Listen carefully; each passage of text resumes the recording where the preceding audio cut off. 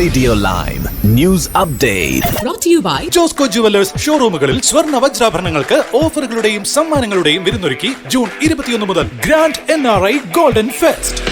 നമസ്കാരം, live news അപ്ഡേറ്റ്സിലേക്ക് സ്വാഗതം. വാർത്തകളുമായി ഞാൻ നിപിൻ. നെതർലൻഡ്സിലെ കിരീടാവകാശിയായ കാതറീന അമാലിയ രാജകുമാരിക്കെതിരെ ഡീപ് ഫേക്ക് പോൺ ആക്രമണം. കാതറീന അമാലിയയുടെ ഉൾപ്പെടെ 70-ലേറെ ഡച്ച് വനിതകളുടെ ഡീപ് ഫേക്ക് പോൺ ഓൺലൈനിൽ പ്രചരിച്ചു. FBI-യുമായി സഹകരിച്ച് നെതർലാൻഡ്സ് അധികൃതർ ഇവ നീക്കം ചെയ്തു. 2022-ലും രാജകുമാരിക്ക് സമാനമായിട്ടുള്ള രീതിയിൽ ഇത്തരം സംഭവങ്ങൾ ഉണ്ടായിട്ടുണ്ടായിരുന്നു. ആംസ്റ്റർഡാം സർവകലാശാല പൊളിറ്റിക്സ്, സൈക്കോളജി, നിയമം, എക്കണോമിക്സ് എന്നിവയിൽ ബിരുദം പഠനം നടത്തിയ വേളയിൽ രാജകുമാരി ആർട്ടിഫിഷ്യൽ ഇന്റലിജൻസ് നിയമത്തെക്കുറിച്ചും ഡീപ് ഫേക്ക് പോൺ ആക്രമണത്തെക്കുറിച്ചും പ്രബന്ധം എഴുതിയിട്ടുണ്ട്. മാതാപിതാക്കളായ വില്യം അലക്സാണ്ടർ രാജാവും മാക്സിമ രാജ്ഞിയും രാജകുമാരിക്ക് പിന്തുണ നൽകുന്നുണ്ട്.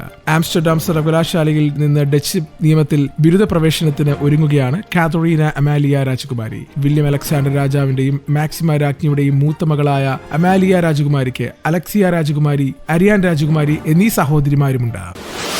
UK-യിൽ 2 സിഖ് വിഭാഗക്കാർക്ക് ക്രൂര മർദ്ദനമേൽക്കേണ്ടി വന്ന സംഭവത്തിൽ വ്യാപക പ്രതിഷേധം. കഴിഞ്ഞ വെള്ളിയാഴ്ച വോൾഹാംപ്ടൺ റെയിൽവേ സ്റ്റേഷന് സമീപത്ത് വെച്ചായിരുന്നു ഒരു കൂട്ടം 2 സിഖ് വിഭാഗക്കാരെ ക്രൂരമായി മർദ്ദിച്ചത്. വംശീയ ആക്രമണത്തെ UK ആസ്ഥാനമായുള്ള സംഘടനയായ സിഖ് ഫെഡറേഷൻ തിങ്കളാഴ്ച അപലപിച്ചു. അക്രമികളായ 3 കൗമാരക്കാരെ അറസ്റ്റ് ചെയ്തെങ്കിലും ജാമ്യത്തിൽ വിട്ടയച്ചു. ഓഗസ്റ്റ് 15 വെള്ളിയാഴ്ച ഉച്ചയ്ക്ക് 2 മണിയോടെ കൗമാരക്കാർ പ്രായം ചെന്ന 2 സിഖ് വിഭാഗക്കാരെ വളഞ്ഞിട്ട് ആക്രമിക്കുകയായിരുന്നു. നിലത്ത് വീണ ഇരുവരെയും മർദ്ദിക്കുകയും നിലത്തുകൂടെ വലിച്ചിരിക്കുകയും ചെയ്തു. ആളുകൾ നോക്കി നിൽക്കെ അക്രമികൾ ഒരാളെ വലിച്ചിരിക്കുന്നതുവരെ ആവർത്തിച്ച് ചവിട്ടുന്നതും പുറത്തുവരുന്ന ദൃശ്യങ്ങളിലുണ്ട്. സംഭവത്തിന്റെ ദൃശ്യങ്ങൾ സമൂഹമാധ്യമങ്ങളിലൂടെ പുറത്തുവന്നതോടെയാണ് ആക്രമണത്തിന്റെ തീവ്രത വ്യക്തമായത്. UK-യിൽ അടച്ചുപൂട്ടുന്ന പബ്ബുകളുടെ എണ്ണം വളരെ കൂടുന്നതായിട്ടുള്ള റിപ്പോർട്ടുകൾ പുറത്തുവന്നു. 2025-ൽ 6 മാസം പിന്നിടുമ്പോൾ വളരെയധികം പബ്ബുകളാണ് അടച്ചുപൂട്ടപ്പെട്ടത്. 2025-ലെ ആദ്യ 6 മാസങ്ങൾക്കുള്ളിൽ 209 പബ്ബുകൾ നിർത്തുകയോ മറ്റാവശ്യങ്ങൾക്കായി മാറ്റുകയോ ചെയ്തതായിട്ട് സർക്കാർ കണക്കുകളുടെ വിശകലനത്തിൽ കണ്ടെത്തി. സൗത്ത് ഈസ്റ്റിലാണ് ഏറ്റവും കൂടുതൽ പബ്ബുകൾ അടച്ചുപൂട്ടപ്പെട്ടത്. ഈ കാലയളവിൽ 31 പബ്ബുകളാണ് ഇവിടെ പ്രവർത്തനം നിർത്തിയത്.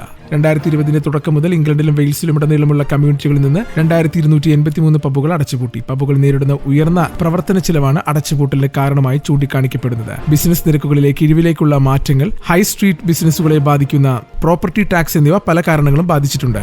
ഇനി നാട്ടിലെ വാർത്തകൾ.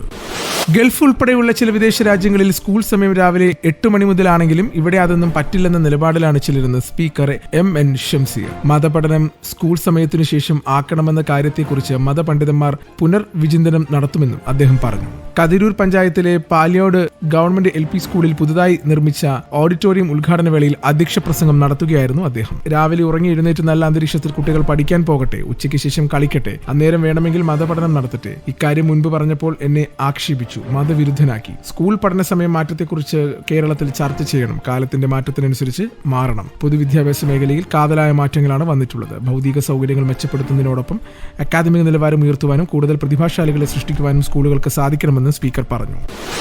പാകിസ്ഥാനുമായുള്ള സിന്ധു നദീജല കരാർ കൊണ്ട് ഇന്ത്യക്ക് യാതൊരു നേട്ടവുമില്ലെന്ന് ജവഹർലാൽ നെഹ്റു സമ്മതിച്ചിരുന്നതായി പ്രധാനമന്ത്രി നരേന്ദ്രമോദി. NDAയുടെ പാർലമെന്ററി പാർട്ടി യോഗത്തിലായിരുന്നു മോദിയുടെ പരാമർശമെന്നാണ് ദേശീയ മാധ്യമങ്ങൾ റിപ്പോർട്ട് ചെയ്യുന്നത്. ജവഹർലാൽ നെഹ്റു 2 തവണ രാജ്യത്തെ വിഭജിച്ചു. ആദ്യം റാഡ്ക്ലിഫ് രേഖയിലൂടെ, രണ്ടാമത് സിന്ധു നദീജല കരാറിലൂടെ.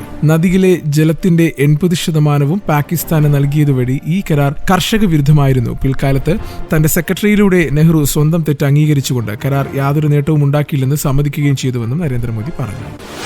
കനത്ത മഴ പെയ്യുന്ന മഹാരാഷ്ട്രയിൽ അടുത്ത 48 മണിക്കൂറിന് നിർണായകമാണെന്ന് കേന്ദ്ര കാലാവസ്ഥാ വകുപ്പിന്റെ മുന്നറിയിപ്പ്. ബോംബെ, താനെ, റായ്ഗഡ്, രത്നഗിരി, സിന്ധുദുർഗ് ജില്ലകളിലെ ജനങ്ങൾ അതീവ ജാഗ്രത പാലിക്കണമെന്ന് മുഖ്യമന്ത്രി ദേവേന്ദ്ര ഫട്നാവിസ് പറഞ്ഞു. അതിതീവ്ര മഴയുണ്ടാകുമെന്ന മുന്നറിയിപ്പ് കാലാവസ്ഥാ നിരീക്ഷണ കേന്ദ്രം നൽകിയിരിക്കുന്നു. കനത്ത മഴയെ തുടർന്ന് മുംബൈയിൽ ജനജീവിതം താറുമാറായി. നഗരത്തിൽ വിവിധയിടങ്ങളിൽ വെള്ളക്കെട്ട് രൂക്ഷമാണ്. മുംബൈ നഗരത്തിലും സമീപ പ്രദേശങ്ങളിലും ഇന്ന് റെഡ് അലർട്ട് പ്രഖ്യാപിച്ചിരിക്കുകയാണ്.